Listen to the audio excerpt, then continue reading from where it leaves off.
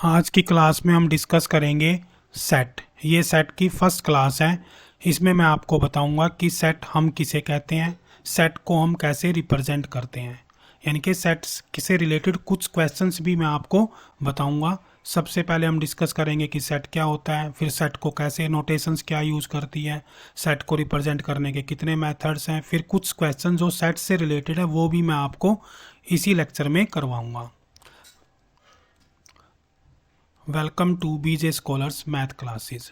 सबसे पहले हम देखते हैं सेट क्या होता है। सेट की डेफिनेशन कहती है it is the well defined collection of object, यानी कि ऑब्जेक्ट्स के कलेक्शंस जहाँ पे वेल डिफाइंड हो, यानी कि ऑब्जेक्ट का ऐसा कलेक्शन जो वेल डिफाइंड हो। वेल डिफाइंड का मतलब होता है कि जिसमें हम ईजिली ये बता सकें कि ये ऑब्जेक्ट सेट का पार्ट होगा या नहीं होगा।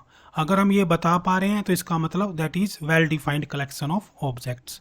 जैसे मान लो मैंने एक सेट बनाया कि set of students in class, set of students in class. मेरे पास एक सेट है जिसमें क्लास के सभी स्टूडेंट्स का सेट है। हम यहाँ पे उनके रोल नंबर लिख सकते हैं, जैसे 101, 102, 103, ऐसे ऐसे करके हमारे पास जितने भी बच्चे क्लास में उनका हम एक सेट बना सकते हैं। फिर हम दूसरा एग्जाम्पल देख सकते हैं कि सेट ऑफ ऑल वोवल्स, यानी कि जितने भी वोवल्स हैं इंग्लिश अल्फ़ाबेट में उनको भी हम क्या बोलेंगे, सेट बोलेंगे। सेट में आपको ध्यान ये रखना है, सेट हम उसी कलेक्शन को कहते हैं जहाँ पर सर्टेन वेल डिफाइंड रूल्स लागू होंगे, यानी कि हम इजीली ये बता पाएँ कि वो सेट का एलिमेंट है या नहीं है। देखो कुछ एग्जांपल मैं आपको बताता हूँ जहाँ पे हमें नहीं पता लगेगा। मैंने कहा कि set of intelligent student, set of intelligent student, तो ये इसको हम सेट नहीं कहते हैं। ग्रुप ऑफ इंटेलिजेंट स्टूडेंट्स को हम क्या कहेंगे, सेट नहीं कहेंगे। रीज़न क्या है कि हम कैसे आइडेंटिफाई करेंगे कि कौन इंटेलिजेंट है कौन इंटेलिजेंट नहीं है। तो यहाँ पर इंटेलिजेंट की डेफिनेशन वेल डिफाइंड नहीं है। इसी तरह से हम और एग्जांपल देख सकते हैं, सेट ऑफ नेचुरल नंबर्स, जैसे नेचुरल नंबर का दिए हुए हैं उनका सेट हो सकता है, सेट ऑफ इवन नंबर्स हो सकता है, सेट ऑफ ओड नंबर्स हो सकता है। सिंपली से मतलब ये है कि सेट का मतलब क्या है, collection of object and every object must be well defined. Well defined मैं फिर बता रहा हूँ आपको, वेल डिफाइंड का मतलब है कि उस एलिमेंट का हमें प्रॉपर पता लगे कि वो सेट का पार्ट होगा या नहीं होगा। और सेट के जो भी पार्ट हैं, जो भी मेंबर्स हैं, इनको हम क्या बोलते हैं, एलिमेंट बोलते हैं। यहाँ पे देखें तो ए, ई, आई, ओ, यू, ये क्या है, एलिमेंट्स हैं इस सेट के, सेट ऑफ वोवल्स के। उसके बाद हम देखते हैं कि सेट को हम कैसे डिनोट करते हैं। सेट के लिए हम कैपिटल लेटर्स का यूज करते हैं, जैसे ए, बी, सी। जैसे मान लो मेरे को सेट बनाना है कोई भी कि सेट ऑफ स्टूडेंट्स, तो यहाँ पे मैं रोल नंबर डाल सकता हूँ 101, 102, ये वाली ब्रेसेज आपको यूज़ करनी है, 102, 103, 104। तो ये हमारा क्या बन गया, एक सेट बन गया। तो सेट को हम नॉर्मली कैपिटल लेटर से डिनोट करते हैं जब भी हमें सेट को डिनोट करना होता है। इसी तरह से मैं सेट ऑफ नेचुरल नंबर बना सकता हूँ, तो यहाँ पे एन लिख दिया मैंने, यहाँ पे हम नेचुरल नंबर लिख देंगे 1 2 3 4 5 6, राइट। उसके बाद देखते हैं कि सेट को हम कैसे रिप्रेजेंट करते हैं। सेट को रिप्रेजेंट करने के बेसिकली दो मेथड हैं। पहला मेथड है टेबुलर और रोस्टर फॉर्म, और दूसरा फॉर्म है सेट बिल्डर फॉर्म और रूल मेथड। टेबुलर मेथड का मतलब होता है इसमें हम एलिमेंट्स को सिंपली लिस्ट कर देते हैं, यानी कि टेबुलर फॉर्म का मतलब है कि सारे एलिमेंट्स को हम मेंशन कर देंगे। जैसे मैंने कहा कि सेट ऑफ नेचुरल नंबर्स, तो हम कैसे डिनोट करेंगे, 1, 2, 3, 4, 5, 6, ऐसे ऐसे हम सेट बनाएंगे, यानी कि सारे एलिमेंट्स को हम 1 बाय 1 रिप्रेजेंट करेंगे, एक लिस्ट बना देंगे और कोमा से उसको सेपरेट कर देंगे। सेट बिल्डर फॉर्म में क्या होता है कि हमें एक रूल लिखना होता है, इसको रूल मेथड भी बोलते हैं, कि हमें क्या करना है, एक रूल मेंशन करना होता है और हमें सारे एलिमेंट्स 1 बाय 1 लिस्ट नहीं करने होते हैं। फॉर एग्जांपल अगर हमारे पास नेचुरल नंबर का ही सेट है तो हम कैसे रिप्रेजेंट करेंगे, जैसे हम लिखेंगे A equal to x and x belongs to natural number. तो ये हमारा ये वाला जो मेथड है इसको बोलते हैं सेट बिल्डर फॉर्म या रूल मेथड। इसमें हम रूल स्पेसिफाई करेंगे। एक और एग्जांपल देख सकते हैं। मान लो हमारे पास एक नेचुरल नंबर का सेट है और जिसमें मैक्सिमम वैल्यू 5 दी हुई है, यानी कि नेचुरल नंबर भी है और मैक्सिमम वैल्यू क्या है, 5 है। तो सबसे पहले मैं टेबुलर फॉर्म में देखता हूँ। टेबुलर फॉर्म में क्या होगा, आपको नंबर लिखने हैं 1 2 3 4। अगर लेस देन 5 है तो 5 इंक्लूड नहीं होगा। अब इसी को मान लो मेरे को सेट बिल्डर फॉर्म में लिखना है। तो सेट बिल्डर फॉर्म में कैसे लिखूंगा मैं कि a इक्वल टू सेट, यानी कि x क्या है, x belongs to natural number and x less than 5, यानी कि I have to mention a rule. मेरे को एक रूल बताना है कि x के जो एलिमेंट है वो क्या रूल फॉलो करेंगे। अब हम थोड़े से सम देखते हैं जिससे आपको और क्लैरिफाई हो जाएगा कि टेबुलर और सेट बिल्डर फॉर्म में क्या फ़र्क है। जैसे ये पहला क्वेश्चन दिया हुआ है, राइट द एलिमेंट्स, यानी कि राइट द एलिमेंट्स का मतलब है you have to use the tabular form. कौन सी फॉर्म यूज करनी है, टेबुलर फॉर्म। और इसमें क्या दिया हुआ है कि set A x is a natural number and less than 10, यानी कि हमें क्या करना है, उन नेचुरल नंबर्स को लिखना है जो 10 से छोटे हैं, यानी कि 1 2 3 4 5 6 7 8 9, और 9 के बाद नहीं लिखना है क्योंकि यहाँ पे क्या दिया हुआ है, लेस देन 10 दिया हुआ है। अगर इक्वल टू 10 दिया होता तो हम क्या करते, 10 भी लिखते। बट हमें अब क्या करना है, सारी नंबर्स को 1 बाय 1 लिस्ट करना है। तो ये सिर्फ इतना ही आंसर आपको लिखना है। एक सम और देख लेते हैं। Write the element of the set of all positive integers which are common factors of 30 and 45। देखो यहाँ पे भी लिखा हुआ है write the elements. Write the elements का मतलब है कि आपको सारे एलिमेंट्स मेंशन करने हैं, तो आपको एक सेट बनाना है। फिर क्या कह रहा है, which are the common factor of 30। पहले इनके फैक्टर देख लेते हैं कौन कौन से हैं। 30 के फैक्टर क्या क्या होंगे, 1 2 3 5, फिर 15 और फिर 30 या 10 भी होगा, राइट। 1 2 3 5 10 15 और 30। इसी तरह से 45 के देख लेते हैं। तो 45 क्या होंगे, 1 3 फिर 5 होगा, 5 के बाद 15 होगा और 15 के बाद क्या होगा, सीधा 45 होगा। अब इसमें से आपको कॉमन लेने हैं। तो कॉमन क्या है, 1, उसके बाद क्या है 3, उसके बाद क्या है 5, उसके बाद क्या है 15। तो इस तरह से आपका सेट बनेगा ये। आप पहले क्या लिखोगे, 1, उसके बाद 3, 3 के बाद क्या लिखोगे आप, 5, 5 के बाद क्या लिखोगे, 15। अब आप चेक कर सकते हो कि कॉमन फैक्टर कौन कौन से हैं इसके। 1 3 5 और 15 ही कॉमन फैक्टर हैं, बाकी कोई भी फैक्टर कॉमन नहीं है। तो set of all positive integers बन गया और इसके हमें कॉमन फैक्टर्स लिखने थे। इसी तरह से फिर हम एक नेक्स्ट सम देखते हैं। Write the following set in the builder form. अब हमें क्या करना है, इसको यानी कि रूल फॉर्म में लिखना है। कैसे लिखना है, रूल फॉर्म में। अगर आप इसको ध्यान से देखोगे तो आपको ये क्या लग रहे हैं, नेचुरल इवन नंबर्स हैं, 2 4 6 8। तो हम कैसे लिखेंगे, x किसके बराबर है, x is equal to 2n, right. और x क्या है, x belongs to natural number और x क्या हो गया, x belongs to natural number. बस इतना ही बहुत है, क्योंकि यहाँ पे डॉट डॉट लगाया हुआ है, कोई लिमिट उसने दी नहीं हुई है। तो x इक्वल टू 2n और x belongs to natural number, यानी कि नेचुरल नंबर 1 होगा तो ये 2 हो जाएगा, फिर 2 होगा तो ये 4 हो जाएगा, 3 होगा तो 6 हो जाएगा, 4 होगा तो 8 हो जाएगा। यानी कि आपको एक रूल फ्रेम करना होता है कि कैसे आपने नंबर्स को लिखना है। इसके बाद एक लास्ट सम और देख लेते हैं। Write the following set in set builder form. अब देखो ये नंबर दिए हुए हैं हमारे पास, 1 4 9 और लास्ट में क्या दिया हुआ है, 100। अगर आप इनको ध्यान से देखोगे तो ये क्या है, 1 का स्क्वायर, फिर क्या है 2 का स्क्वायर, फिर 3 का स्क्वायर और लास्ट में क्या है 10 का स्क्वायर, राइट। तो आपको क्या करना है, अब इसको सेट बिल्डर फॉर्म में लिखना है। तो सिस्टम क्या बनेगा हमारा कि a इक्वल टू, अब x किसके बराबर आएगा, x इक्वल टू किसके बराबर होगा, ये होगा हमारा n स्क्वायर। n स्क्वायर का मतलब कि जो भी नेचुरल नंबर है उसका स्क्वायर है, नंबर 1। नंबर 2 क्या होगा कि x belongs to natural number. x किससे बिलोंग करेगा, नेचुरल नंबर से बिलोंग करेगा, सॉरी n किससे बिलोंग करेगा, नेचुरल नंबर से, राइट। और n की जो वैल्यू होगी वो कितनी होगी, मैक्सिमम एन की वैल्यू कितनी होगी, N less than equal to 10, यानी कि एक्स एन की जो मैक्सिमम वैल्यू होगी वो क्या होगी, 10 से कम होगी, 10 से कम होगी। एक तो एन क्या होगा, नेचुरल नंबर से बिलोंग करेगा, और एन की वैल्यू क्या होगी, 10 से कम होगी, राइट। अगर आप इसी तरह से सारे सम करना चाहते हैं और आप अपने पेपर की तैयारी करना चाहते हैं तो आप हमारे साथ जुड़े रहें। अगर आपने अभी तक चैनल को सब्सक्राइब नहीं किया है तो आप चैनल को सब्सक्राइब कर लें, और आपको अगर हमारे समझाने का वे वास्तव में ही अच्छा लग रहा है तो आप अपने फ्रेंड्स से भी शेयर कर दें। Thank you, thank you, thank you.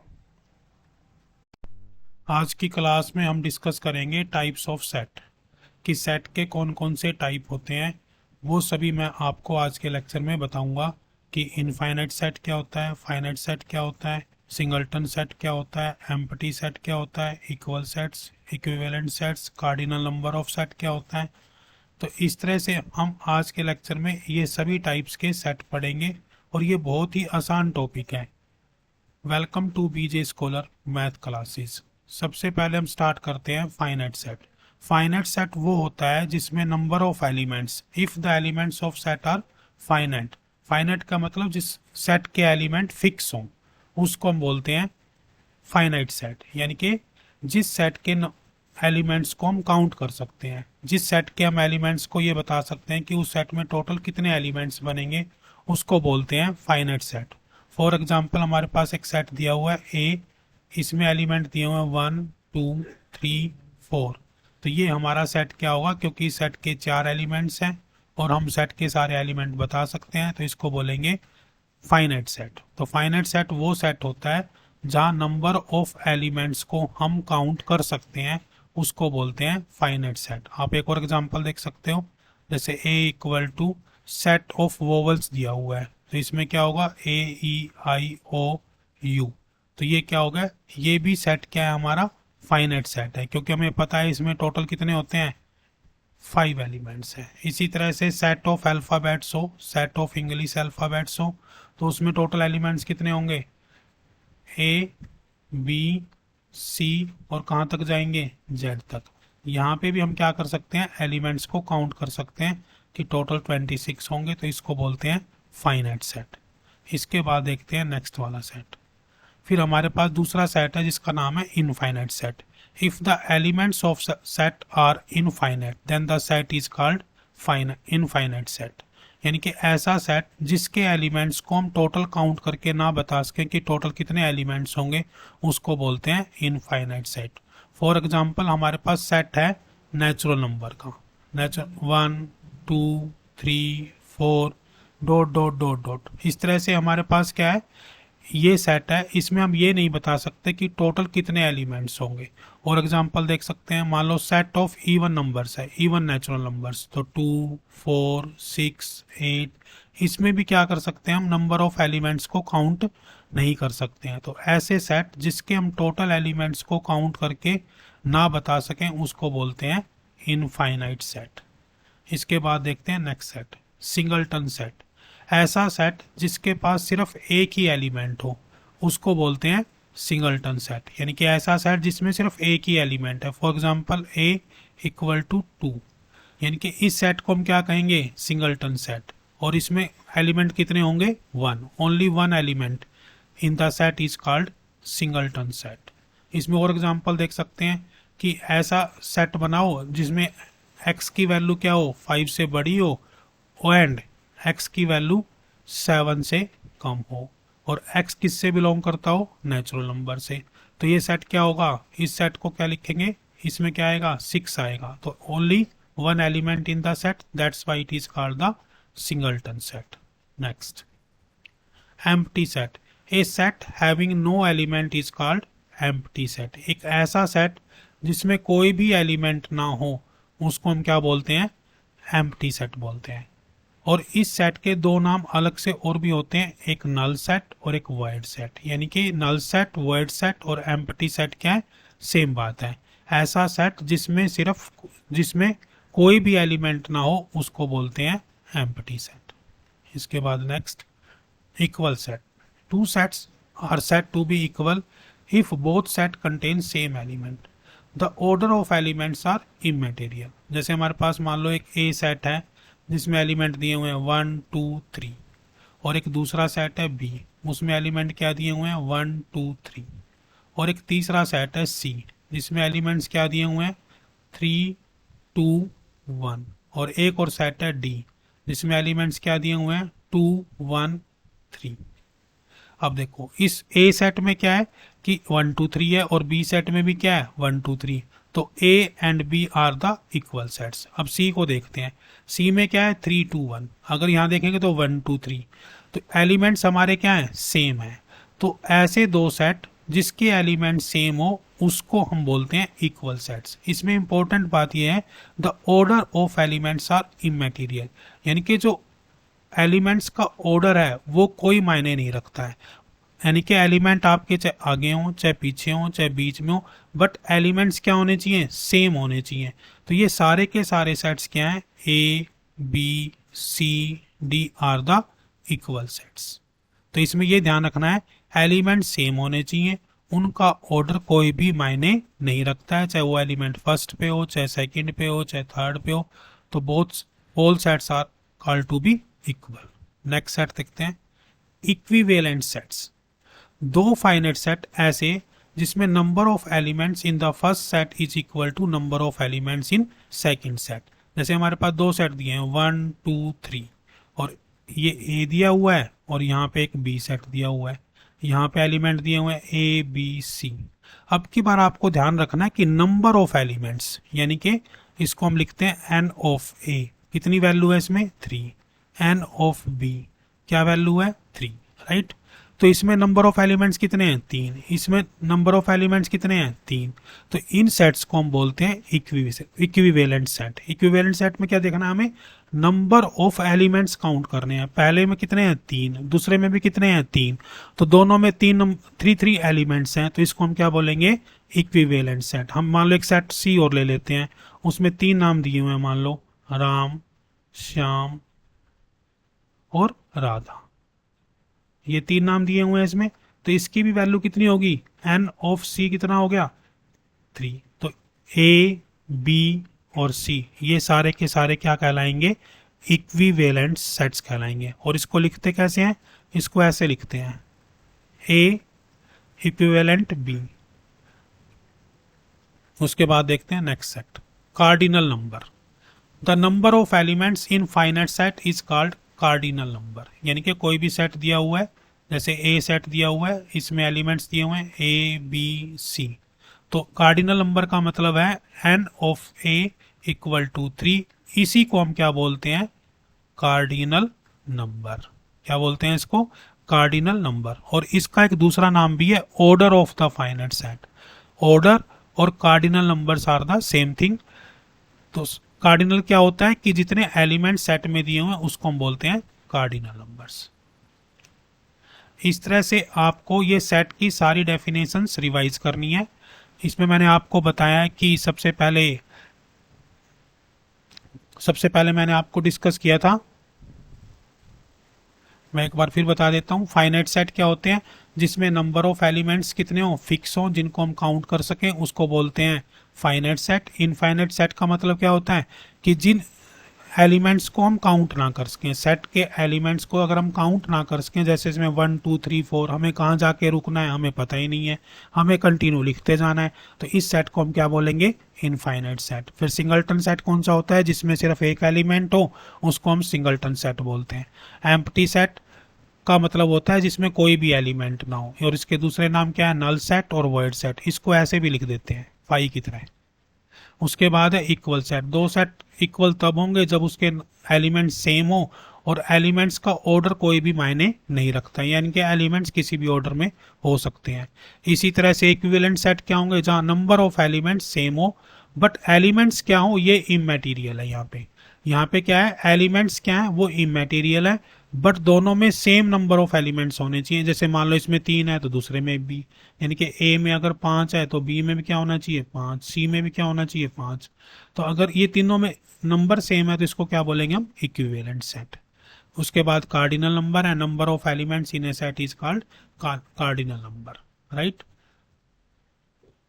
अगर आपको ये लेक्चर समझ आया है, अगर आपका कोई डाउट है या आपके पास कोई क्वेश्चन है तो मुझे आप कमेंट सेक्शन में शेयर कर दें। अगर आपने ये चैनल अभी तक सब्सक्राइब नहीं किया है और आपके काम का है तो आप इस चैनल को सब्सक्राइब कर लें, अपने फ्रेंड्स के साथ शेयर कर सकते हैं, लाइक और कमेंट ज़रूर करें। Thank you, thank you, thank you.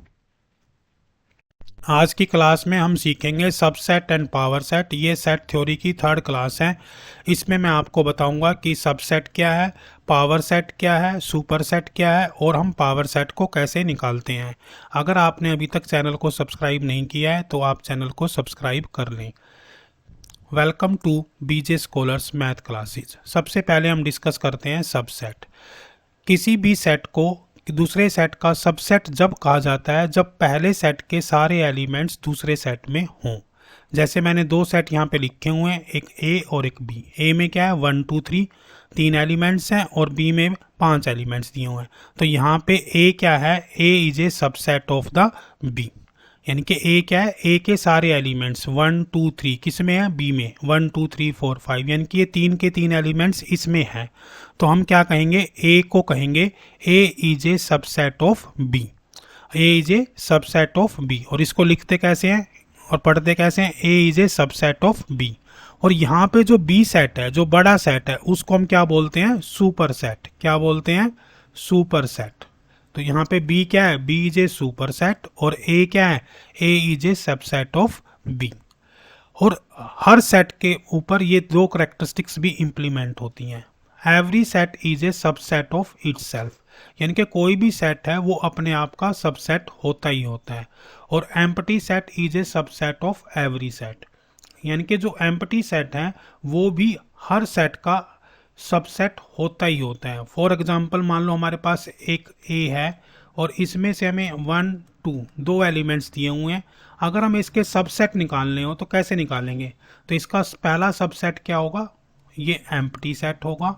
एक ये सेट खुद ही सबसेट होता है, फिर उसके बाद एक ये सबसेट होगा और एक उसके बाद ये सबसेट होगा।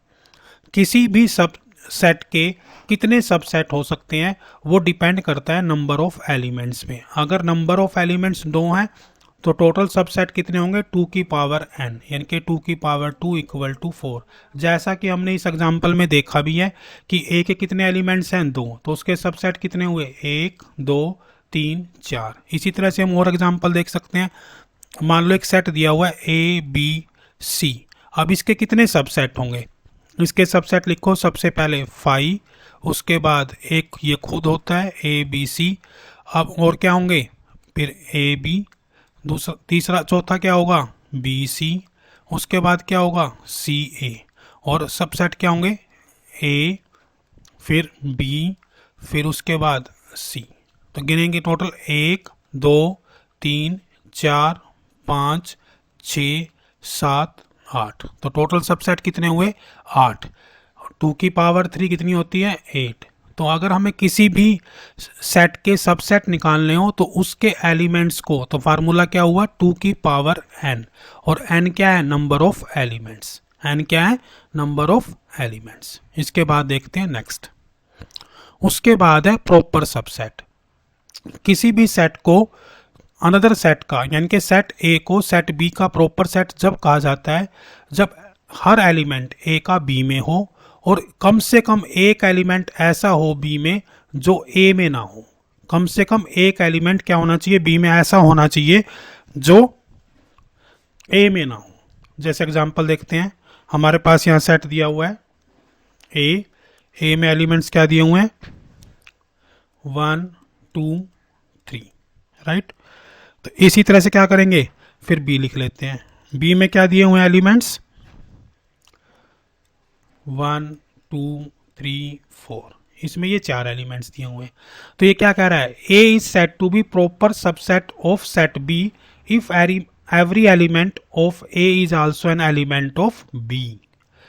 एवरी एलिमेंट 1 2 3 1 2 3 यहाँ पर है।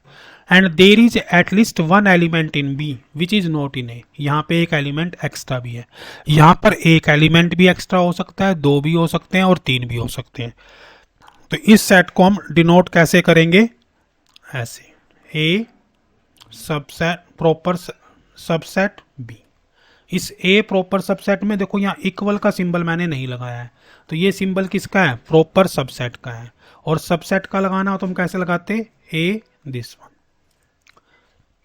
यानी कि A is a proper subset of B. Proper subset हम तब कहेंगे जब ए के सारे एलिमेंट्स किस में हो, बी में हो, और बी में कम से कम एक एलिमेंट एक्स्ट्रा होना चाहिए जो ए में ना हो। उसके बाद देखते हैं नेक्स्ट, इसको बोलते हैं पावर सेट। पावर सेट क्या होता है, the collection of all subsets of set A is called power set of A.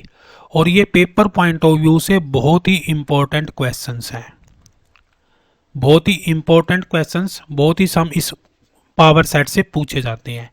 For example हमारे पास एक सेट दिया हुआ है ए और उसमें दो एलिमेंट दिए हुए हैं ए बी, तो हम पहले क्या निकालेंगे, इसके सारे सबसेट निकालेंगे। ये आपको पता ही है कि इसके सबसेट कितने होंगे, 2 की पावर 2, यानी कि टोटल सबसेट कितने होंगे इसके, 4। तो पहले हम 4 सबसेट लिख लेते हैं, पहला 5, दूसरा सेट यूं का यूं लिख लेते हैं, तीसरे में हमारे पास ए आ गया और चौथे में हमारे पास बी आ गया। तो टोटल सबसेट कितने बन गए, 4। अब ये क्या कह रहा है, the collection of all subsets, collection of all subset. Power set का मतलब क्या होगा, पावर सेट को ऐसे लिखते हैं पी ऑफ ए। अब इसको कैसे लिखेंगे, यहाँ पे हम सेट की ओपनिंग ब्रेसेस लगा देंगे। तो सबसे पहले 5, फिर ये सेट हमें कंप्लीट लिखना है, फिर कोमा लगा के हमने ए सेट लिखना है, फिर कोमा लगा के हमें बी सेट लिखना है। इस तरह से हमने इस सम को सोल्व करना है। और एग्जांपल देख लेते हैं एक और। मान लो ए सेट दिया हुआ है और उसमें एलिमेंट दिए हुए हैं B comma M comma S, 3 element दिए हुए हैं। तो इसके पहले क्या करेंगे, सबसेट लिख लेंगे, या हम इसको डायरेक्ट भी कर सकते हैं। पी ऑफ ए हम क्या करेंगे, एक सेट बनाएंगे और उसमें इंडिविजुअल सेट जो इसके सबसेट बनेंगे उनको सबको लिखते जाएंगे। तो सबसे पहले क्या बनेगा 5, इसको एम्प्टी सेट भी बोलते हैं। अगर आपको एम्प्टी सेट का नहीं पता है कौन सा होता है, तो हमने इससे पहले वाले लेक्चर में आपको डिफरेंट टाइप्स के सेट बताए हैं, आप वहाँ जाके वो लेक्चर सुन सकते हैं। उसके बाद हम क्या करेंगे, ये सेट यूं का यूं लिख देंगे। उसके बाद हम क्या करेंगे, सिंगल सिंगल एलिमेंट्स लिखेंगे, बी फिर एम फिर क्या लिखेंगे, इसी तरह से एस। ठीक है, अब दो दो के कॉम्बिनेशंस के सेट बनाएंगे, बी कोमा एम, फिर क्या लिखेंगे एम कोमा एस, फिर क्या लिखेंगे और एस कोमा बी। इसमें ये ध्यान रखने वाली बात है, जैसे मैंने पहले भी आपको बताया था कि ऑर्डर इमैटेरियल होता है। आप एम बी भी लिख सकते हैं और बी एम भी लिख सकते हैं। टोटल आप जरूर काउंट कर लेंगे, टोटल कितने एलिमेंट्स सबसेट होने चाहिए इसके, 2 की पावर 3 इक्वल टू 8। तो हम गिन लेते हैं कितने, 1 2 3 4 5 6 7 8। तो इस तरह से आपके टोटल कितने हो गए, 8 सबसेट हो गए और उनका सेट। यहाँ पे ध्यान ये रखना है कि कंप्लीट के कंप्लीट जो सबसेट हैं वो पावर सेट के अंदर आपको यूं के यूं रखने हैं, राइट। अगर आप इसी तरह से और भी लेक्चर और इसी तरह से क्लासेस आप लेना चाहते हैं तो आप हमारे चैनल से जुड़ जाइए, आप हमारे चैनल को सब्सक्राइब करें। आज की क्लास में मैं आपको बताऊंगा यूनिवर्सल सेट क्या है, कॉम्प्लीमेंट ऑफ ए सेट क्या होता है और डिसजॉइंट सेट्स किसे कहते हैं। ये सेट थ्योरी का चौथा चैप्टर है। Welcome to BJ scholars math classes. सबसे पहले हम देखते हैं डिसजॉइंट सेट्स क्या है। मैंने कुछ सम्स पहले से लिख के रख लिए ताकि आपका टाइम वेस्ट ना हो। डिसजॉइंट सेट्स किसे कहते हैं, 2 sets are to be disjoint if there are no common elements in both set. यानी कि ऐसे सेट जिनमें कोई भी कॉमन एलिमेंट्स ना हो उन्हें हम डिसजॉइंट सेट कहते हैं। यानी कि डिसजॉइंट सेट वो होते हैं जिनमें कोई भी एलिमेंट कॉमन नहीं है, एक भी एलिमेंट, एक सिंगल एलिमेंट भी कॉमन नहीं है। तो मैंने कुछ सम्स लिखे हुए हैं, कुछ सेट पहले ही लिखे हुए हैं। ए और बी हमारे पास 2 सेट दिए हुए हैं, ए में एलिमेंट है 1 2 3 4 और बी में 5 6 7। तो यहाँ पे हम देखेंगे तो यहाँ पे कोई भी एलिमेंट इससे मैच नहीं करता है, तो ए एंड बी क्या है, आपके डिसजॉइंट सेट हैं। उसके बाद हम देखते हैं बी एंड सी। बी और सी में भी आप देखोगे तो 5 6 7 यहाँ 8 9 2 एक भी एलिमेंट मैच नहीं कर रहा है, तो बी एंड सी भी क्या आपके डिसजॉइंट सेट हैं। इसी तरह से हम लास्ट देखते हैं C and D. C and D में चेक करो 8 9 टू, हाँ 2 है इसमें, तो ये डिसजॉइंट सेट नहीं है, राइट। इसके बाद देखते हैं next topic, universal set. When all the sets under consideration are subset of the larger set, यानी कि जितने भी सेट हमारी कंसीडरेशंस में है, जिनके ऊपर हम काम कर रहे हैं, उन सेट्स को, उनमें से जो सबसे बड़ा सेट है उसको हम बोलते हैं यूनिवर्सल सेट। जैसे मान लो हमारे पास एक सेट दिया हुआ है यू, इसमें क्या करेंगे, हमारे पास एलिमेंट दिए 1 2 3 4 5 6 7 8 9, राइट। और यहाँ पे हमारे पास एक सेट दिया हुआ है ए, जिसमें एलिमेंट दिए हुए हैं 1 2 3। फिर एक सेट दिया हुआ है बी, इसमें एलिमेंट दिए हुए हैं 4 5 6। इसी तरह से एक सी एलिमेंट सेट दिया हुआ है, जिसमें एलिमेंट दिए हुए हैं 7 8 9। अगर आप इनको चेक करोगे तो ए क्या है, यू का सबसेट है, बी भी क्या है, यू का सबसेट है, सी क्या है, सी भी यू का सबसेट है। तो हम यू को क्या कहेंगे, यूनिवर्सल सेट कहेंगे। यूनिवर्सल सेट वो होता है जितने भी सेट्स की हम बात करेंगे जो उनमें सबसे बड़ा हो और बाकी सेट उसके सबसेट हों। अगर आपको सबसेट का नहीं पता है तो मैंने उसका लेक्चर अपलोड किया हुआ है, वो भी आप जाकर हमारी प्लेलिस्ट से देख सकते हैं। इसके बाद देखते हैं नेक्स्ट है complement of a set. Complement की स्पेलिंग यहाँ पे ई होती है। कॉम्प्लीमेंट ऑफ सेट क्या होता है कि जैसे हमारे पास एक यूनिवर्सल सेट दिया हुआ है और एक ए सेट दिया हुआ है, तो ए का कॉम्प्लीमेंट किसको कहेंगे, ए कॉम्प्लीमेंट का मतलब होता है कि यूनिवर्सल सेट के वो एलिमेंट्स जो ए में ना हो। ध्यान से सुन लें, ए का कॉम्प्लीमेंट वो होता है यू के वो एलिमेंट्स जो ए में ना हो, यानी कि all those elements of the universal set that do not belong to A. जैसे हम यहाँ पे एक यू सेट दिया हुआ है, एक ए और एक बी दिया हुआ है, तो ए का कॉम्प्लीमेंट निकालेंगे। ए का कॉम्प्लीमेंट निकालेंगे तो चेक करेंगे, देखो 1 ये ए में नहीं है तो ये आएगा। सिंपल सी बात है, ए वाले एलिमेंट छोड़ दो, बाकी जो सारे एलिमेंट्स हैं वो ए के कॉम्प्लीमेंट में आएंगे। तो यहाँ पे 2 3 4 छोड़ देंगे हम, तो क्या आएगा 1, फिर 5 6 7 8 9। इसी तरह से हमारे पास बी दिया है, तो बी का कॉम्प्लीमेंट कैसे निकालेंगे, तो इसमें बी वाले एलिमेंट छोड़ते जाओ, 2 3 4, राइट। उसके बाद और देखो 2 3 4 5 और 6 7 8 9 इसमें है, तो ये नहीं आएगा। तो कॉम्प्लीमेंट हम कैसे निकालते हैं, कॉम्प्लीमेंट हम ऐसे निकालते हैं, मान लो ए का कॉम्प्लीमेंट निकालना है तो ए के सेट में जो एलिमेंट्स हैं उनको छोड़कर यूनिवर्सल सेट के सारे एलिमेंट्स आपने लिखने होते हैं। एक मैंने सम सोल्व किया हुआ है, ये आपकी बुक का ही सम है, 8वां नंबर सम है। इसमें एक यूनिवर्सल सेट दिया हुआ है और इसमें ये जितने भी 4 सेट हैं इनके कॉम्प्लीमेंट्स हमें फाइंड आउट करने हैं। तो सबसे पहले हम देखते हैं ए का कॉम्प्लीमेंट क्या होगा। तो ए के वो एलिमेंट्स, ये एलिमेंट हमने छोड़ देने हैं, बाकी सारे लिखने हैं। तो हम पहले लिखेंगे 0, 1 है तो नहीं लिखेंगे, 2 इसमें है नहीं लिखेंगे, तो फिर 3 4 5 6 7 इसमें है तो नहीं लिखेंगे, 8 और 9। इसी तरह से बी का कॉम्प्लीमेंट देखते हैं। बी का कॉम्प्लीमेंट क्या होगा, 1 नहीं है, फिर 2 है, फिर 3 4 5 6, फिर 7 नहीं लिखना है, 6 7 8, राइट। आप चेक कर लो। और हाँ, एक बात और आप चेक कर सकते हो, इनका टोटल करके देख लिया करो, 1 2 3 4 5, यहाँ पे 5 एलिमेंट है और यहाँ पे कितने हैं, 4। यहाँ पे फिर एक एलिमेंट आपका बच गया है, वो चेक कर लो कौन सा बचा है, कोई बचा हुआ है तो 1 2 3 4 5 6 7 8 9 10, यहाँ पे टोटल 10 एलिमेंट है, यानी कि एक एलिमेंट मेरे से कोई मिस हो गया। आप चेक करें, 0, देखो 0 भी आएगा, 0 नहीं है ना, 0 भी आएगा।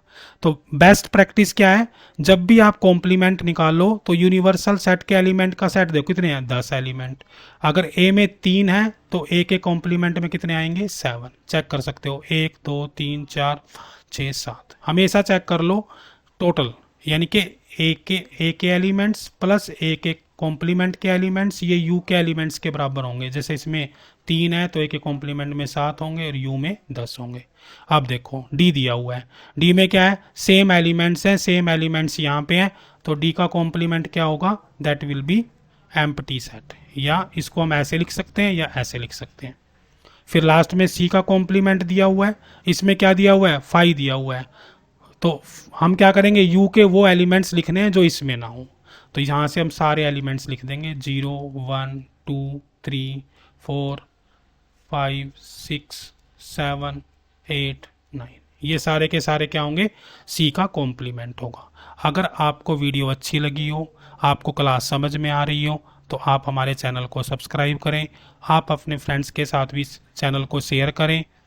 मैं इसी तरह की वीडियोस अपलोड करता रहूँगा। आपके पास कोई ऐसा क्वेश्चन है जिसका आप सॉल्यूशन चाहते हैं और आपकी क्लास से रिलेटेड है, तो आप मुझे कमेंट सेक्शन में कमेंट कर दें। Thank you, thank you. आज की क्लास में हम सीखेंगे union, intersection and difference of the sets. मैं बताऊंगा कि आपको यूनियन कैसे निकालते हैं, इंटरसेक्शन कैसे निकालते हैं, डिफरेंस ऑफ सेट्स कैसे निकालते हैं। ये सेट थ्योरी का सबसे इजी चैप्टर है और इसी चैप्टर के बेस्ड बहुत सारे सवाल पेपर में आते हैं। तो आपने अगर इससे पहले के लेक्चर नहीं सुने हैं तो आप उन लेक्चर्स को भी सुन लें। Welcome to BJ scholar math classes. सबसे पहले हम डिस्कस करेंगे यूनियन।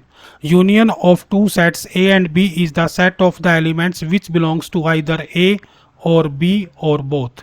यानी कि यूनियन, दो सेट की यूनियन हम उन्हें कहते हैं, ऐसे सेट को कहते हैं जिसमें हम दोनों सेट्स के एलिमेंट को इंक्लूड करते हैं, चाहे वो सेट A से बिलोंग करता हो चाहे सेट B से बिलोंग करता हो। अगर कोई एलिमेंट दोनों सेट में बिलोंग करता है तो उसको एक ही बार हमें लिखना है, दो बार नहीं लिखना है। यानी कि इसमें वो सेट आएगा जिसमें ए के एलिमेंट्स होंगे, बी के एलिमेंट्स होंगे और दोनों के होंगे, बट जो एलिमेंट रिपीट होगा वो इस सेट में नहीं आएगा। इसके कुछ सम मैंने लिखे हुए हैं जिनको सोल्व करके हमें इजीली समझ में आ जाएगा। मैंने लिखा हुआ है ए यूनियन बी। तो आप क्या करोगे, यहाँ से एलिमेंट को चेक करोगे और यहाँ पे भी चेक करते जाओगे। सबसे पहले 1, अब 2 देखो यहाँ पे भी लिखा हुआ है और यहाँ पे भी है, तो इसको हम एक बार लिखेंगे। उसके बाद 3, उसके बाद 4 भी दोनों में लिखा हुआ है तो एक बार लिखेंगे, फिर 7, फिर 9, राइट। इसी तरह से बी यूनियन सी निकालेंगे हम। बी यूनियन सी में क्या है, 2, फिर 5, फिर 4, फिर 7, फिर 8, फिर 9, फिर 10। इसको आप ऐसे भी निकाल सकते हो कि पहले एक सेट के सारे एलिमेंट्स उसमें लिख दो, फिर आप चेक करते जाओ कि कोई एलिमेंट रिपीट नहीं होना चाहिए। नेक्स्ट हमने दिया हुआ है कि A union B union C, यानी कि तीनों की यूनियन करनी है हमें। तो हम क्या करेंगे, पहले ए के एलिमेंट्स लिख लो, 1, 2, 3, 4 लिख लिया। इसके बाद आप चेक करो, 2 पहले आया हुआ है तो नहीं लिखना है, 4 पहले आया हुआ है नहीं लिखना है, 7, फिर उसके बाद 9, इसी तरह से फिर इसके चेक करो, 5, 8, 10। सेट के अंदर ऑर्डर कोई भी मायने नहीं रखता है, आप किसी तरह से भी एलिमेंट्स लिख सकते हो, इससे कोई फर्क नहीं पड़ता है। आप और निकाल के देखो, जैसे मान लो मेरे को बी यूनियन या ए यूनियन सी निकालना है, तो मैं क्या करूं, सबसे पहले हम ए के एलिमेंट्स को यूं का यूं लिख दें, 1, 2, 3, 4। अब मैं क्या करूं, चेक करता जाऊं, 5 पहले आया इसमें नहीं आया तो 5 को लिख दूं, फिर क्या आया हुआ है 8 को लिख दिया, फिर 10। इस तरह से हम यूनियन निकाल सकते हैं। यूनियन का सिंपल सा मतलब है कि हमें जब दो यूनियन का सेट निकालना है तो उस दोनों सेट्स के सारे एलिमेंट्स हमें लिखने हैं। अगर कोई एलिमेंट रिपीट है तो उसको सिर्फ एक बार लिखना है, यानी कि अगर कोई एलिमेंट रिपीट है तो उसको सिर्फ कितनी बार लिखोगे, एक बार। इसके बाद देखते हैं next topic, intersection of two sets A and B. Intersection में वो एलिमेंट्स लिखते हैं जो दोनों सेट से बिलोंग करते हो, यानी कि जो कॉमन एलिमेंट्स होते हैं, यानी कि ऐसे एलिमेंट्स जो ए सेट में भी हों और बी सेट में भी हों। जैसे हम यहाँ देखें तो 2 एक ऐसा एलिमेंट है जो इस सेट में भी है, इस सेट में भी है। 4 भी एक ऐसा एलिमेंट है जो इस सेट में भी है, इस सेट में भी है। यूनियन में हम सारे लिखते हैं, जबकि इंटरसेक्शन में हमें सिर्फ कॉमन एलिमेंट्स लिखने होते हैं जो दोनों सेट में अवेलेबल होंगे, सिर्फ उन्हीं एलिमेंट्स को हम लिखेंगे। इस एग्जांपल से हम समझ लेते हैं। ए में क्या दिया हुआ है, 1, 2, 3, 4। इसमें क्या दिया हुआ है, 2, 4, 7, 9। हमें 1 बाई 1 चेक करना है। देखो 1 इसमें है, नहीं है तो नहीं लिखना है। 2 इसमें है, इसमें है तो दोनों में लिखना है, एक ही बार लिखेंगे। 3 इसमें नहीं है, इसमें नहीं लिखना है। 4 इसमें है, यस है, लिख देंगे। इसके बाद रिमेनिंग चेक कर सकते हैं। ऑब्वियस सी बात है कि जब यहाँ के एलिमेंट्स खत्म हो गए तो यहाँ पे कोई कॉमन एलिमेंट बचा ही नहीं होगा, तो इस तरह से आप लिख सकते हो। इसके बाद देखते हैं बी इंटरसेक्शन सी। बी और सी का इंटरसेक्शन देखते हैं। यहाँ से देखते हैं 2 नहीं है, 4 नहीं है, 7 नहीं है, 9 नहीं है, तो ये चेक करने की जरूरत नहीं है। उसके बाद सिंपली लिख दो दिस वन, या आप इस सेट को ऐसे भी लिख सकते हो। अगर किसी भी सेट में कोई भी एलिमेंट ना हो तो उस सेट को हम क्या बोलते हैं, आप कमेंट सेक्शन में मेरे को लिख के बताएं कि जिस सेट में कोई भी एलिमेंट ना हो उस सेट को हम क्या बोलते हैं। अगर आप इस बात का आंसर जानना चाहते हैं तो मैंने पिछले वाली वीडियो में टाइप ऑफ सेट में सभी टाइप के सेट्स बताए हुए हैं, आप वहाँ से भी इस लेक्चर को वेरीफाई कर सकते हैं। इसके बाद देखो क्या लिखा हुआ है, ए इंटरसेक्शन सी, यानी का ए का सी के साथ इंटरसेक्शन लिखा हुआ है। इसको भी ध्यान से देखो, 1 नहीं है, 2 नहीं है, 3 नहीं है, 4 नहीं है, तो ये भी क्या आएगा, सेम सेट आएगा, यानी कि ऐसा सेट आएगा जिसमें कोई भी एलिमेंट नहीं है। आप और कोई एग्जांपल देख सकते हो, आप ये भी कर सकते हो कि तीनों का इंटरसेक्शन भी कर सकते हो, A intersection B intersection C, right. तो आप इसमें पहले 2 को निकाल सकते हो या तीनों को हम डायरेक्ट भी निकाल सकते हैं। ऐसा एलिमेंट जो तीनों सेट में अवेलेबल हो वो तीनों का इंटरसेक्शन होगा। ऐसा कोई भी एलिमेंट नहीं है जो तीनों सेट में हो। देखो 1 है, 1 कहाँ है, यहाँ नहीं है, 2 यहाँ है बट यहाँ नहीं है, फिर 3 है, यहाँ पे भी नहीं है, फिर 4 यहाँ है बट यहाँ नहीं है। तो इंटरसेक्शन का मतलब क्या हुआ, इंटरसेक्शन का मतलब हुआ कि 2 सेट का इंटरसेक्शन हम उसे कहेंगे जिसमें हमें सिर्फ कॉमन एलिमेंट्स लिखने हैं। कौन से एलिमेंट लिखने हैं, कॉमन एलिमेंट्स। और एक लास्ट प्रॉपर्टी और है सेट की, बहुत ही इंपॉर्टेंट प्रॉपर्टी है, डिफरेंस ऑफ द सेट। अभी तक हमने दोनों के कंबाइंड करके लिखे, दोनों के कॉमन करके लिखे, अब ये अलग प्रॉपर्टी है difference. Difference of the set A and B is the set of elements which belongs to A but not to B, यानी कि ए के वो एलिमेंट्स जो बी में ना हो, ए के वो एलिमेंट्स जो बी में ना हो। ए डिफरेंस बी का मतलब होता है ए के वो एलिमेंट हमें लिखने हैं जो बी में नहीं होने चाहिए। तो हम देखते हैं 1 बी में है तो आएगा, 2 बी में है तो नहीं आएगा, 3 बी में है नहीं है आएगा, 4 बी में है, बस 2 ही एलिमेंट आएंगे। यानी कि ए डिफरेंस बी का मतलब होता है ए के वो एलिमेंट्स जो बी में ना हो। फिर हम देखते हैं बी माइनस ए क्या होगा, बी डिफरेंस ए क्या होगा, बी के वो एलिमेंट्स जो ए में ना हो, बी के वो एलिमेंट्स, 2 यहाँ है नहीं आएगा, 4 यहाँ पे है नहीं आएगा, तो क्या बचा 7 और 9।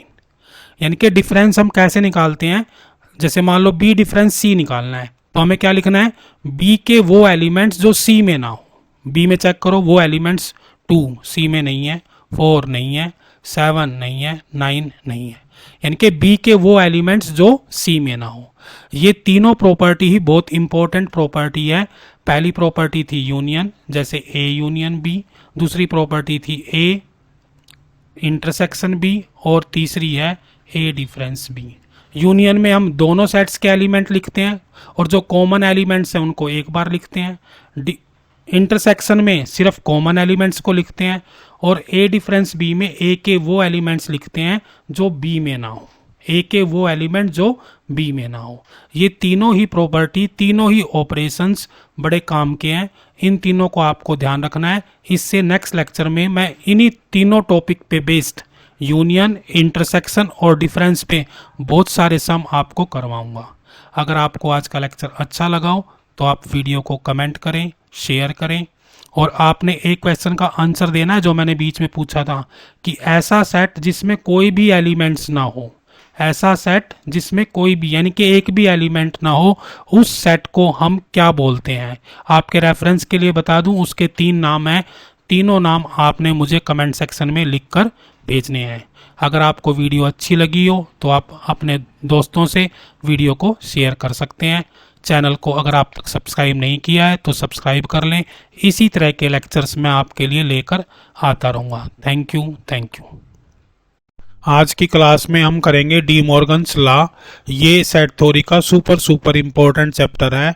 डी मॉर्गन लॉ बहुत बार पेपर में पूछा जाता है और बहुत ही इजी है। Welcome to BJ scholars math classes. तो De Morgan law, De Morgan's के 2 लॉ हैं, लॉ नंबर 1 और लॉ नंबर 2। लॉ नंबर 1 क्या कहता है, ए यूनियन बी का अगर हम कॉम्प्लीमेंट करते हैं तो वो A complement intersection B complement के बराबर आएगा। और दूसरा लॉ क्या कहता है, ए इंटरसेक्शन बी का अगर हम कॉम्प्लीमेंट करते हैं तो वो A union A complement union B complement union के बराबर आएगा। यानी कि सिंपली सी बात यह है कि इंटरसेक्शन को हम यूनियन में और यहाँ पे यूनियन को इंटरसेक्शन में चेंज कर देते हैं। हम एक छोटे से एग्जांपल से इसको पहले देख लेते हैं और फिर मैं इसको बाय यूजिंग थ्योरम्स को भी प्रूव करूंगा, इन दोनों के दोनों लॉ को प्रूव करूंगा।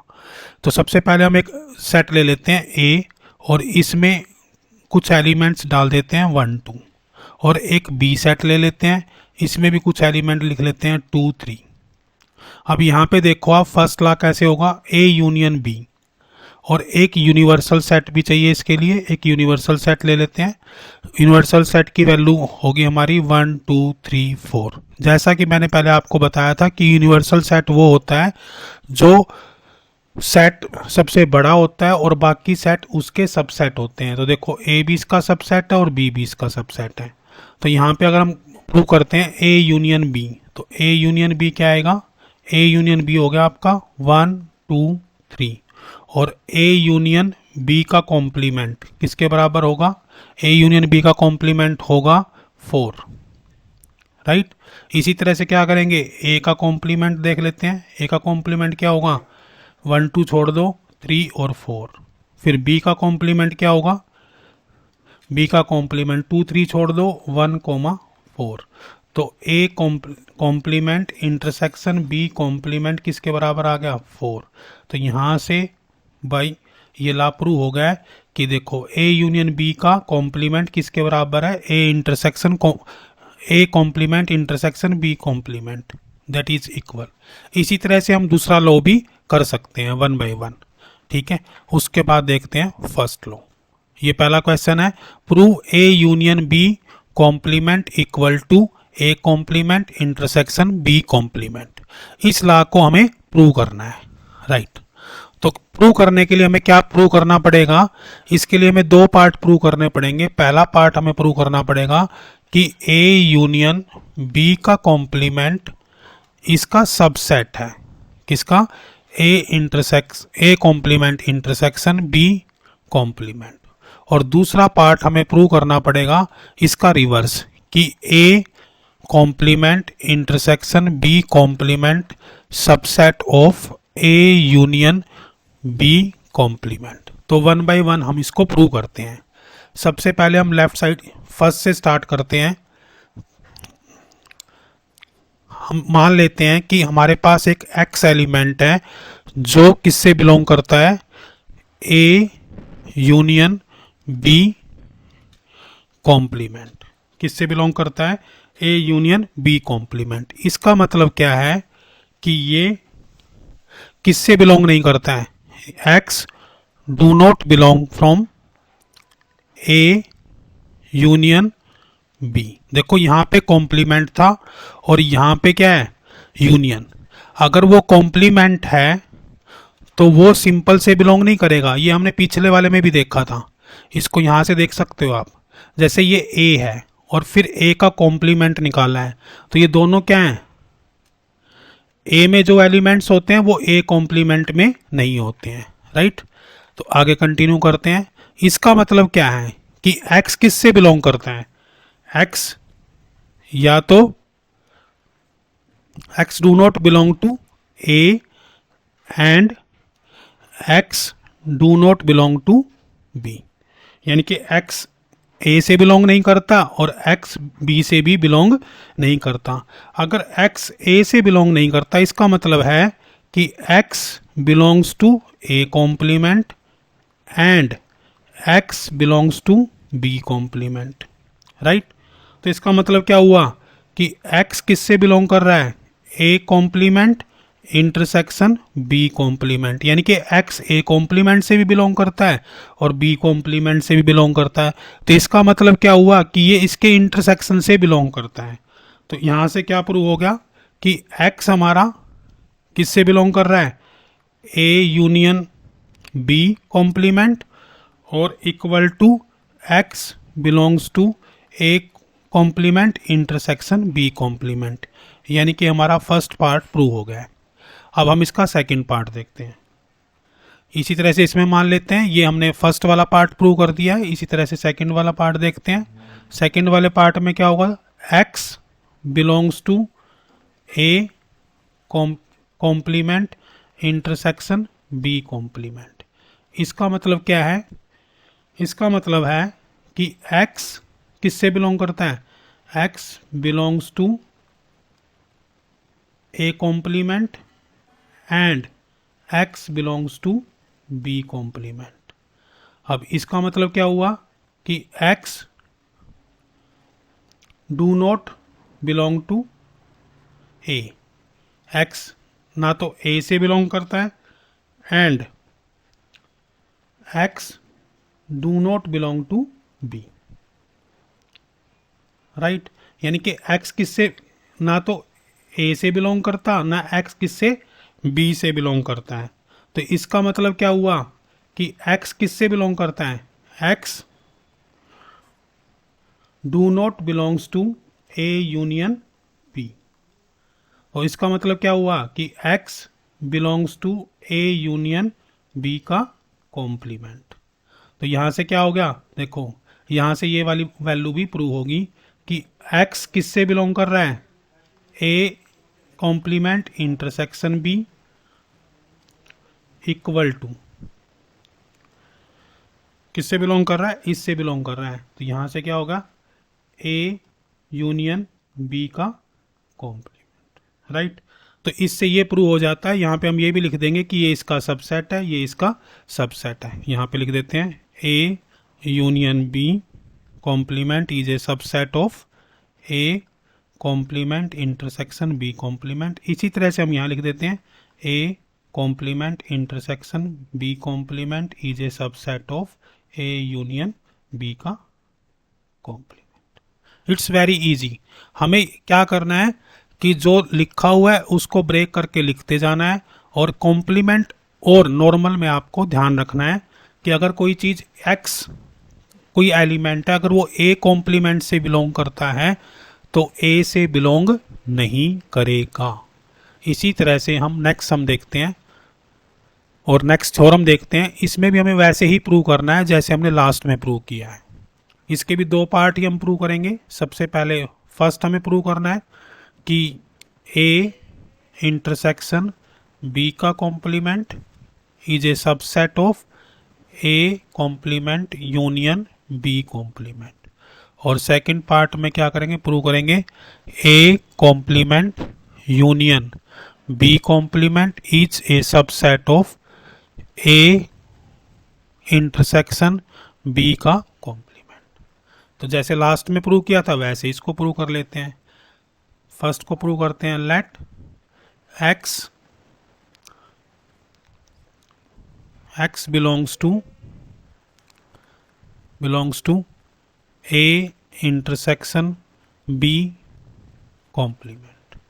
यानी कि जो x है वो किससे बिलोंग करता है, x belongs to A intersection B का कॉम्प्लीमेंट। इसका मतलब क्या हुआ,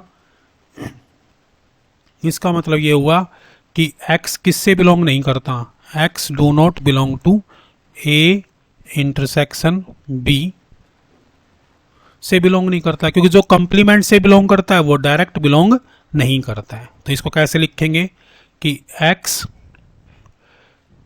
do not belong to A और x do not belong to B. अब इसका मतलब क्या हुआ, x belong to A complement और x belongs to B complement.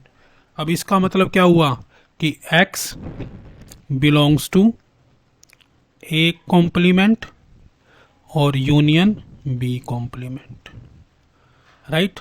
तो इससे क्या प्रूव हो गया कि x इससे भी बिलोंग करता है, x इससे भी बिलोंग करता है। तो इससे हमारा, इसके बाद हम लिख देंगे कि ए इंटरसेक्शन बी का complement is a subset of A complement union B complement, right. इसी तरह से हम इसका सेकंड वाला पार्ट देख लेते हैं। हाँ जी, x बिलोंग्स टू, ये हमारा फर्स्ट पार्ट हो गया। इसके बाद ये सेकंड वाला पार्ट देख लेते हैं। x belongs to A complement union B complement.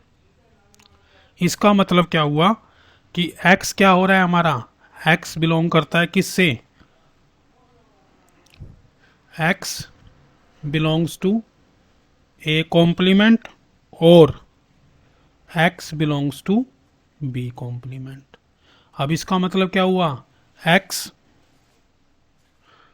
Do not belong to A और x do not belong to B को, sorry A, right. x do not belong to A, इसका मतलब क्या हुआ कि x बिलोंग टू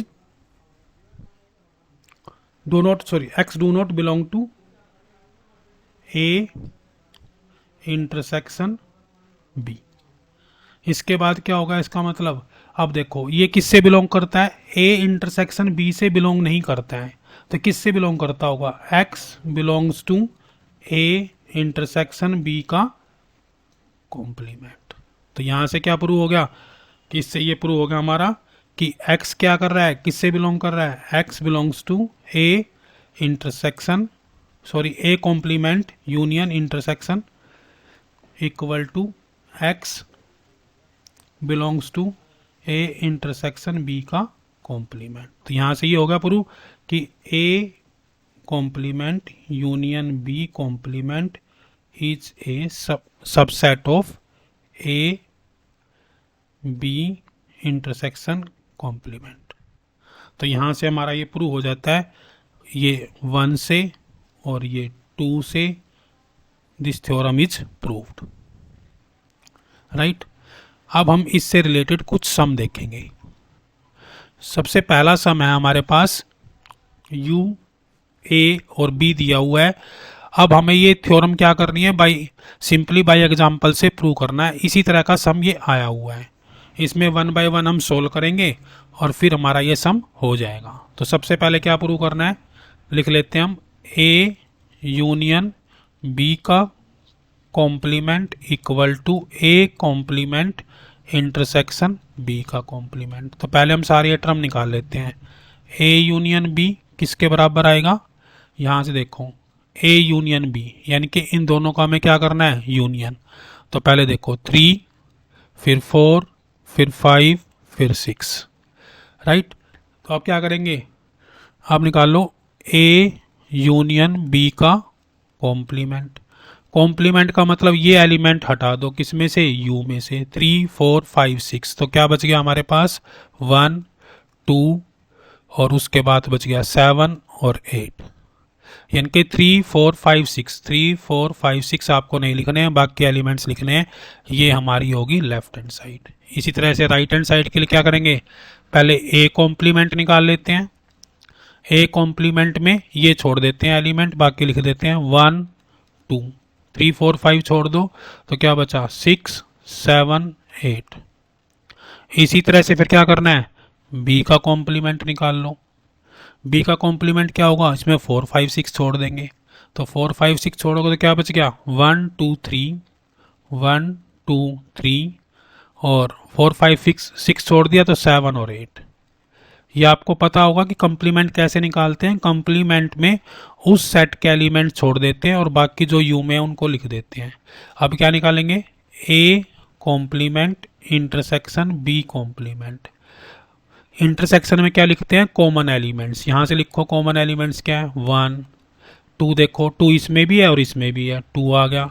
उसके बाद 7, देखो 3 ऊपर वाले में नहीं है और 6 नीचे वाले में, दोनों नहीं लिखे जाएंगे, 7 और 8। ये होगी हमारी 2। तो फ्रॉम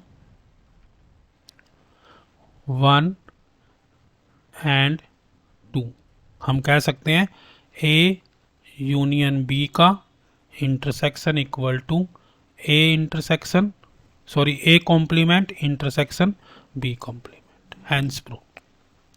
इसी तरह से एक सम और देख लेते हैं। ये वीडियो थोड़ी सी लंबी जरूर हो गई है, पर आपको इजीली सारी चीज़ें समझ में आएंगी, इट्स वेरी इजी। इसी तरह से इसमें लिख लेते हैं ए इंटरसेक्शन बी का complement equal to A complement union B complement. तो सबसे पहले लिखते हैं ए इंटरसेक्शन बी, जैसे हमने लास्ट निकाला था। ए इंटरसेक्शन बी का मतलब क्या होगा, इन दोनों के कॉमन एलिमेंट्स। अब देखो कॉमन 1 है, नहीं है, फिर क्या है 2 के बाद क्या है 3 है, नहीं है 4, 2 और 4, राइट। यहाँ पे सिर्फ दो ही कॉमन एलिमेंट है, एक 2 और एक 4। 1 3 इसमें नहीं है और 6 8 इसमें नहीं है। आप क्या निकालेंगे, ए इंटरसेक्शन बी का कॉम्प्लीमेंट इक्वल टू, अब हमें क्या करना है, यू में से किन एलिमेंट्स को छोड़ देना है, इनको। तो 1 रहा हमारा, 3, उसके बाद क्या बचेगा, 5 6 7 8 9, इस तरह से बचेंगे हमारे एलिमेंट। इनको चेक करके देख लो, आप इनका टोटल कर सकते हो, 1 2 3 4 5 6 7 8 9, और वहाँ पे भी कितने हैं total, 9 elements. This is the first one. अब इसी तरह से हाँ यहाँ पे लिख देते हैं लेफ्ट हैंड साइड, इसी तरह से लिखेंगे राइट हैंड साइड। क्या निकालना है हमने, A complement union B complement.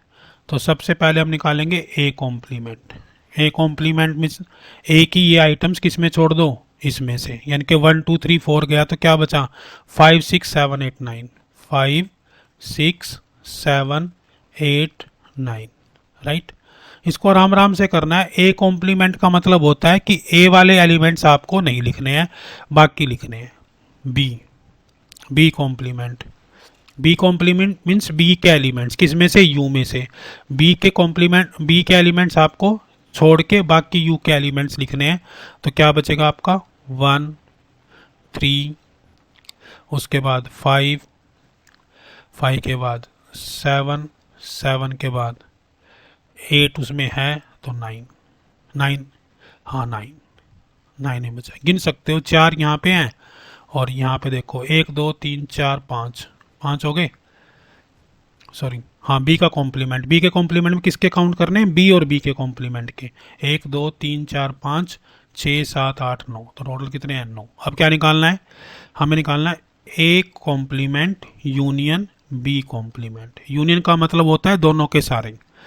अब यहाँ से 1 फिर 3 फिर 5 फिर 6 फिर 7 फिर 8 फिर 9, ये हो गया हमारा सेकंड पार्ट, राइट। अब हम लिख देंगे फ्रॉम 1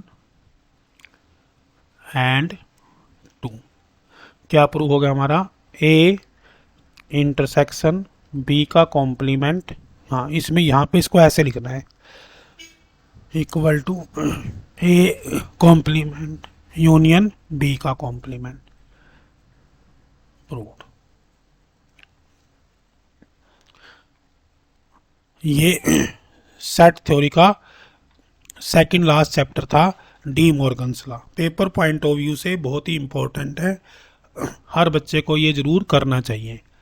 अगर आपको ये मेरी वीडियो लेक्चर अच्छा लगा हो तो आप चैनल को सब्सक्राइब करें। अगर आपने अभी तक सब्सक्राइब ना किया हो, आप अपने फ्रेंड्स के साथ भी इसको शेयर कर सकते हैं। अगर आपके पास कोई ऐसा क्वेश्चन है या सुझाव है, वो हमें कमेंट सेक्शन में ज़रूर लिख दें। Thank you, thank you, thank you. We will start the new topic, Venn diagrams। ये सेट थ्योरी का लास्ट टॉपिक है, वेन डायग्राम्स। इसमें मैं आपको बताऊंगा कि वेन डायग्राम क्या होता है, वेन डायग्राम हम कैसे बनाते हैं, और ये सेट्स की विजुअल रिलेशनशिप को कैसे शो करता है, और वेन डायग्राम कितने टाइप के होते हैं, वेन डायग्राम में कौन कौन से सिंबल यूज होते हैं, और 2 एग्जांपल्स जिसका हम वेन डायग्राम भी ड्रॉ करेंगे। इसके अलावा डिफरेंट टाइप्स के वेन डायग्राम भी मैं इसी लेक्चर में आपको बताऊंगा। Welcome to PJ scholars math classes. एक इम्पॉर्टेंट बात आपको पहले बता दूं कि हमारे चैनल पर BCA, BBA, BCom और BTech से रिलेटेड बहुत सारे लेक्चर मैंने सॉल्व किए हुए हैं, जिसमें matrices, determinants, set theory, relations, binomial theorems, इस तरह के बहुत सारे चैप्टर्स हैं। तो अगर आपके सिलेबस में ये चीज़ें हैं तो आप चैनल पर ज़रूर विजिट करें, ये बहुत ही हेल्पफुल आपके लिए लेक्चर्स रहने वाले हैं। तो सबसे पहले देखते हैं कि वेन डायग्राम होता क्या है। वेन डायग्राम क्या करता है, it shows the relationship between sets. ये सेट्स के बीच में रिलेशनशिप को शो करता है। इसके लिए बेसिकली 2 सिंबल्स हम यूज करते हैं, एक रेक्टेंगल और दूसरा है सर्कल। रेक्टेंगल का मतलब होता है यूनिवर्सल सेट, यानी कि जितनी भी चीज़ें हमारी कंसीडरेशंस में हैं उसका हम एक यूनिवर्सल सेट बोलते हैं, और वो यूनिवर्सल सेट को हम रिप्रेजेंट करते हैं रेक्टेंगल से। यहाँ पर आप यूनिवर्सल सेट का नाम भी दे सकते हैं। फिर जितने भी सेट दिए हुए हैं, जितने भी सेट दिए हुए डिफरेंट कैटेगरीज के सेट्स हैं, उसको हम डिनोट करते हैं सर्कल से, और इसको ओवल से भी आप डिनोट कर सकते हो।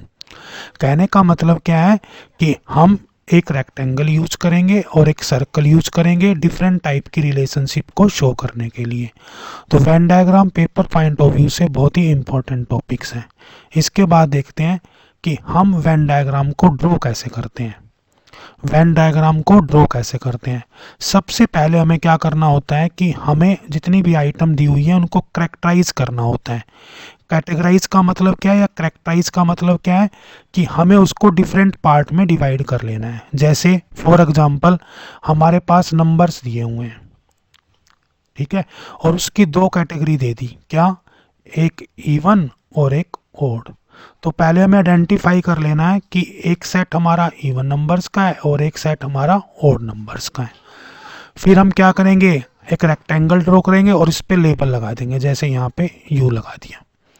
फिर हम क्या करेंगे, जैसे इवन और ओड, इसके लिए हम क्या लगा देंगे, फिर सर्कल लगा देंगे, एक इवन के लिए और एक ओड के लिए। और place the all the items in relevant circles, इसमें सारी आप अपने इवन नंबर प्लेस कर सकते हो और उसमें आप क्या कर सकते हो, ओड नंबर रिप्रेजेंट कर सकते हो। अब देखते हैं कि कौन कौन से सिंबल्स यूज होते हैं। वेन डायग्राम के अंदर जो यूनियन के लिए जो सिंबल यूज होता है दैट इज दिस वन, और इंटरसेक्शन के लिए दिस वन, और कॉम्प्लीमेंट के लिए ये ए डैश होता है, ए डैश और ए सी। यानी कि अगर आपको ए यूनियन बी रिप्रेजेंट करना है तो इसके लिए ये वाला सिंबल यूज होगा यूनियन वाला, और इंटरसेक्शन के लिए ए इंटरसेक्शन बी, राइट। अब नेक्स्ट देखते हैं यूनियन ऑफ सेट। यहाँ पर मैंने रिप्रेजेंट किया है कि वेन डायग्राम में यूनियन ऑफ सेट को कैसे रिप्रेजेंट करेंगे। ये हमारा ए सेट है और दूसरा क्या दिया हुआ है, बी सेट दिया हुआ है, दो सेट थे अलग अलग, और इनके कॉमन एलिमेंट्स को हमने क्या कर दिया, ओवरलैप। और ए यूनियन बी क्या होता है, ए के सारे एलिमेंट्स, बी के सारे एलिमेंट्स, और कॉमन एलिमेंट्स को हम एक बार लिखते हैं। तो ये वाला जो पोर्शन है, ये जो बीच वाला पोर्शन दिया है, यहाँ पर हमें कॉमन एलिमेंट्स को लिख देना है। और जितना पार्ट ये आपको कलरफुल दिखाई दे रहा है ये सारा क्या है, ए यूनियन बी। इसी तरह से नेक्स्ट देखते हैं ए इंटरसेक्शन बी। यहाँ पे मैंने ए इंटरसेक्शन बी आपको शो किया है। जो ये शेडेड एरिया है, ये वाला एरिया, ये हमारा क्या है, this is the A intersection B. पहले हमने एक रेक्टेंगल ली हुई है और ये ए को रिप्रेजेंट कर रहा है, और बी इंटरसेक्शन में क्या होता है, कॉमन एलिमेंट्स, ए और बी के कॉमन एलिमेंट्स, राइट। इसी तरह से नेक्स्ट देखते हैं डिसजॉइंट सेट है। अब ये हमारा यू हो गया, ये डिसजॉइंट सेट है क्योंकि कोई भी कॉमन एलिमेंट्स नहीं है।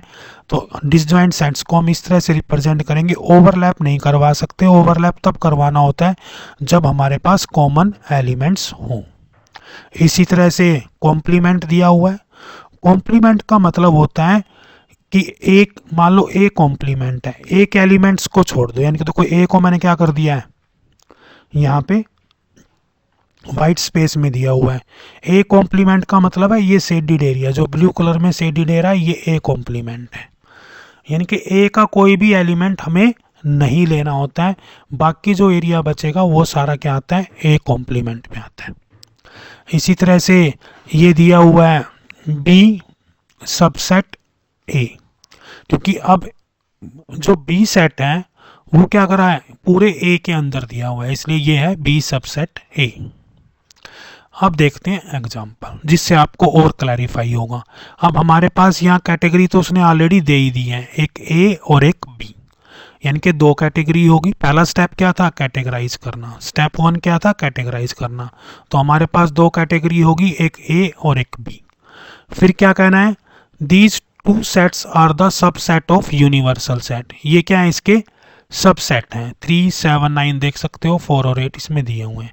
अब हमें फाइंड ए यूनियन बी करना है। दूसरे में क्या करना है, आपको एक रेक्टेंगल ड्रॉ करनी है। तो यहाँ पे आप क्या करो, पहले एक रेक्टेंगल ड्रॉ कर लो, राइट। इसमें क्या है, इसका नाम दे दो यू, दे दिया। अब हमें क्या करना है, जितनी कैटेगरी है उतने ही सर्कल बना लो। तो यहाँ पे एक सर्कल बना लेते हैं। इसमें क्या है 3, 7, 9। दूसरे सर्कल में क्या है 4 और 8। अब देखो इसमें कुछ भी कॉमन नहीं है, इसलिए हम इनको ओवरलैप नहीं करवा सकते हैं। और उसके बाद क्या दिया हुआ है, ये जो रिमेनिंग एलिमेंट बच गए हैं वो यू में डाल सकते हो आप। 1, 2, 3 तो यहाँ पे आ गया, 4 आ गया, फिर 5, 6, 7 तो ऑलरेडी दिया हुआ है, 8 भी दिया हुआ है, 9 भी दिया हुआ और 10। अभी देखो ये कंप्लीट जो सेट है ये यूनिवर्सल सेट हो गया हमारा। और इसमें ये ए दिया हुआ है और ये बी दिया हुआ है, इसके ऊपर लिख भी सकते हो ए बी। अब ये वाला पोर्शन है, देखो ये वाला जिस पे मैं शेडेड कर रहा हूँ, ये हमारा हो गया ए यूनियन बी। क्योंकि कॉमन एलिमेंट नहीं है तो ओवरलैपिंग होगी नहीं।